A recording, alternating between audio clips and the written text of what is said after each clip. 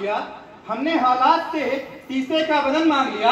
हम भी खड़े थे तकदीर के दरवाजे में, हम भी खड़े थे तकदीर के दरवाजे में। हम लोग दौलत पर गिरे, हमने वतन मांग लिया।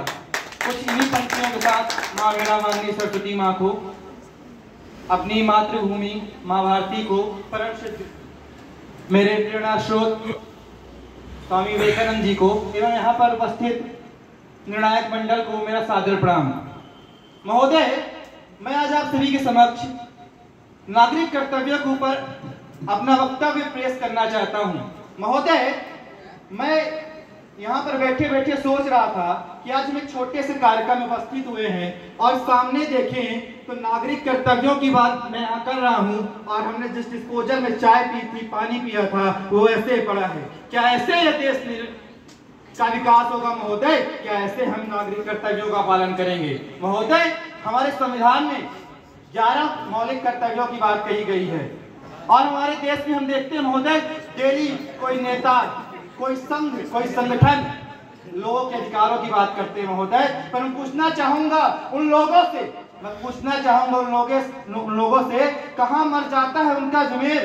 कहां मर जाता है उनका ज़मीर जब उस नन्ही सी बेटी के सिर से उसका बाप का साया हट जाता है, जब गरीब ऑटो रिक्शा वाले की ऑटो जलाई जाती है महोदय, जब सरहद में मरने वाले नौजवान के माँ बाप कि बूढ़े की लाठी टूट जाती है महोदय, तब क्यों कोई कर्तव्यों की बात नहीं करता? मैं पूछना चाहता हूं उन लोगों से।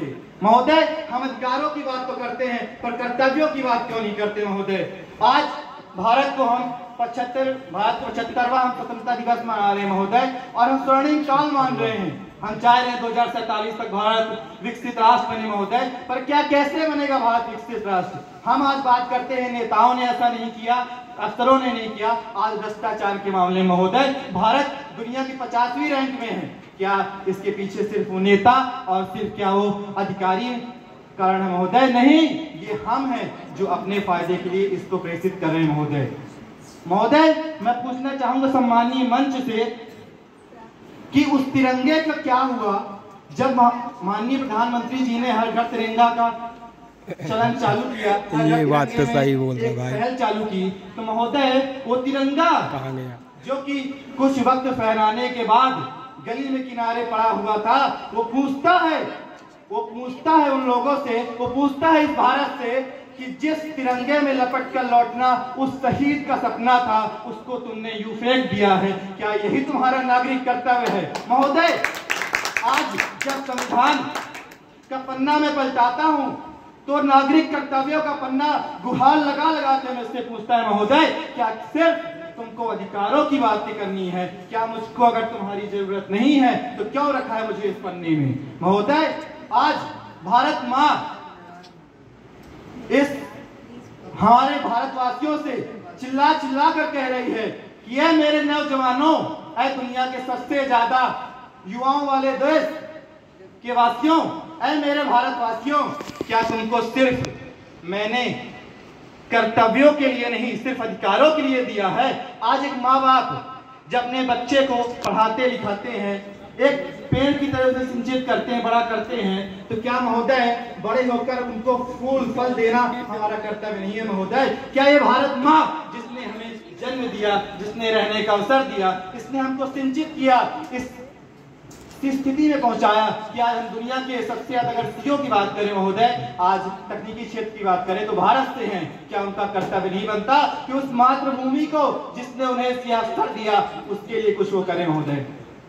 माननीय निर्णायक मंडल में श्री माननीय तिवारी जी हैं, मैं उनसे उनकी बात करने चाहता हूं कि हमारे मध्य प्रदेश के गौरव है माखनलाल चतुर्वेदी, उनकी एक कविता है कि चाह नहीं सुरवाला के गहनों में गूंथा जाऊं, चाह नहीं सुरवाला के गहनों में गूंथा जाऊं, चाह नहीं सुरवाला के गहनों में गूंथा जाऊं, चाह नहीं प्रेमी बाला में बिंद प्यारी को ललचाऊं, चाह नहीं प्रेमी बाला में बिंद प्रेमी को ललचाऊं, चाह नहीं सम्राटों के सब पर हे हरिडाला जाऊं, चाह नहीं देवों के सर पर चढ़ूं और अपने भाग्य पर इठलाऊं, ऐ मनमाले तोड़ के मुझे फेंक देना उस पथ पर जहां पर मात्र भूमि पर शीश चढ़ाने जाए वीर अनेक। अगर एक पुष्प इस भांति अगर अपने देश के कर्तव्य के लिए बात कर सकता है महोदय, तो हम और आप क्यों नहीं कर सकते?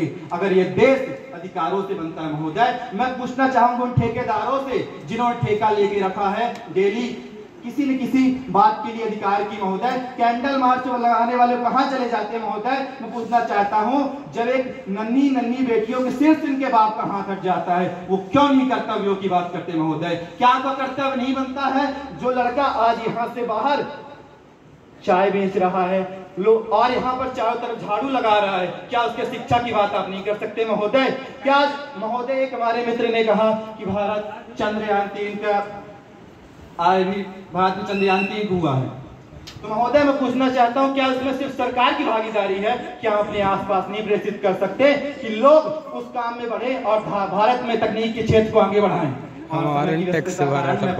वाणी को विराम देते हुए कुछ पंक्तियों में कहना चाहूंगा, इस करो उन गलियों से जहां बचपन में खेले थे, इस करो उन गलियों से जहां बचपन में खेले थे, वाह वाह वाह क्या बात है। इस करो वो गलियों से, उन गलियों से जहां बचपन में खेले थे, इस करो उन वादियों से जहां से गंगा मां निकलती है, इस करो उन झांकियों से जहां भारत मां रहती है, इस करो उस देश से जिस देश के तुम निवासी हो।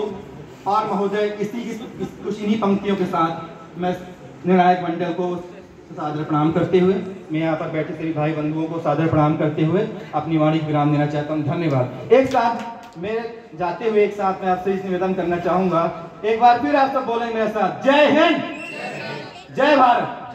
धन्यवाद।